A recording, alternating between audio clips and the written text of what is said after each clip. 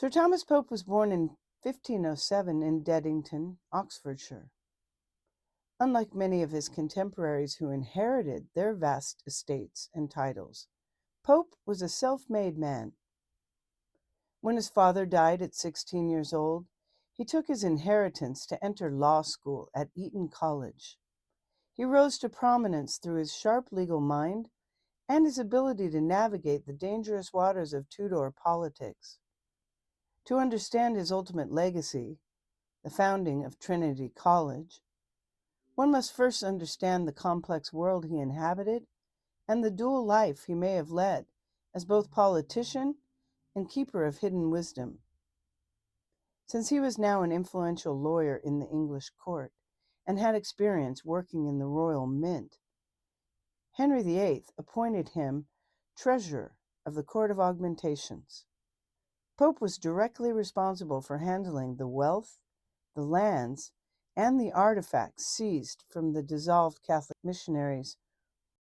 This role made him immensely wealthy, as he acquired numerous estates across England. Pope's political survival through the reigns of Henry VIII, Edward VI, Mary I, and the early years of Elizabeth I is a testament to his extraordinary diplomatic skill.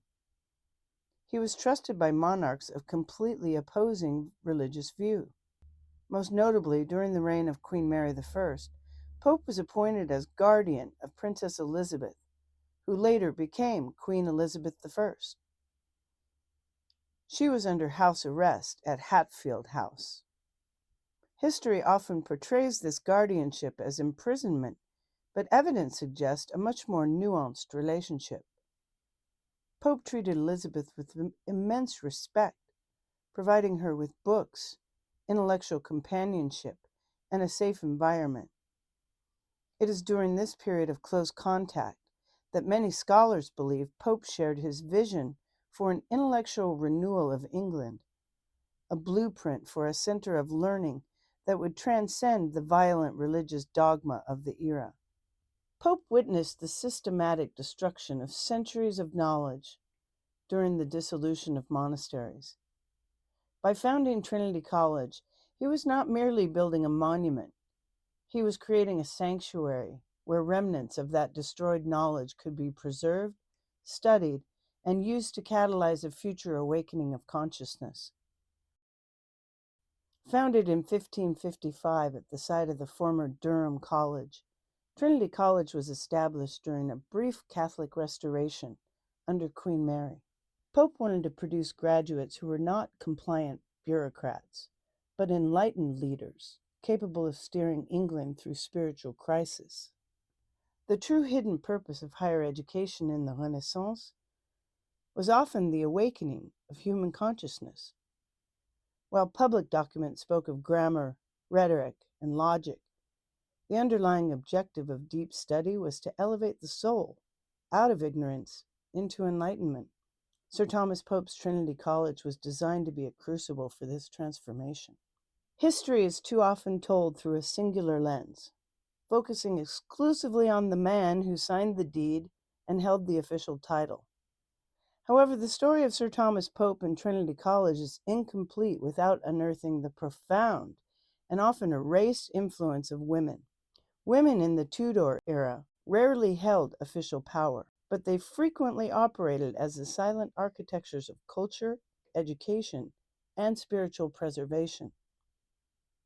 Sir Thomas Pope's second wife, Elizabeth, Lady Pope, born Blount, is a towering figure in the history of Trinity College.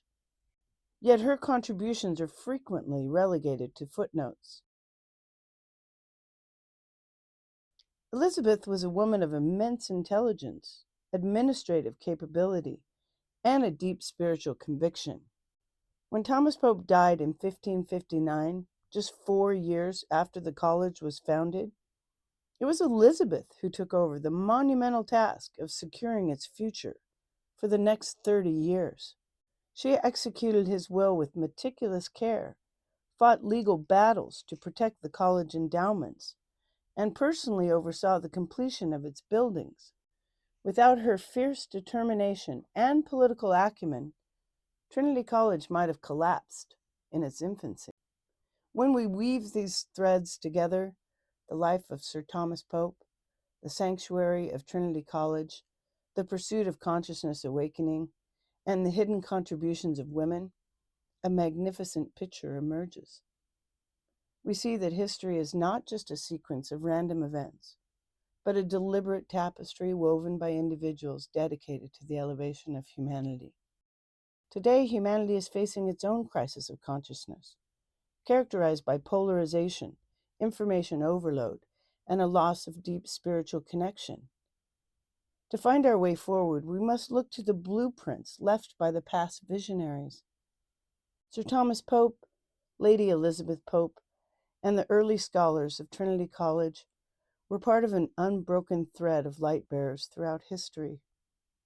They understood that empires rise and fall, laws change, and monarchs pass away, but truth, wisdom, and awakened consciousness are eternal.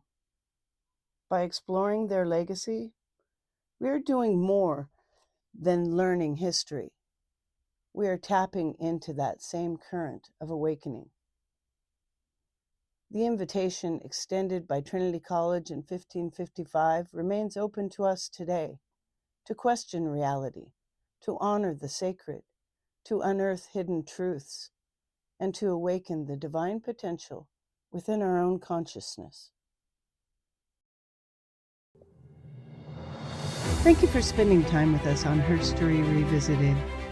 If you enjoyed today's episode, follow the show, share it with someone else, and please subscribe.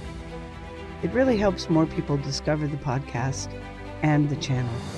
Until the next time, stay curious, keep asking questions, and we'll see you soon.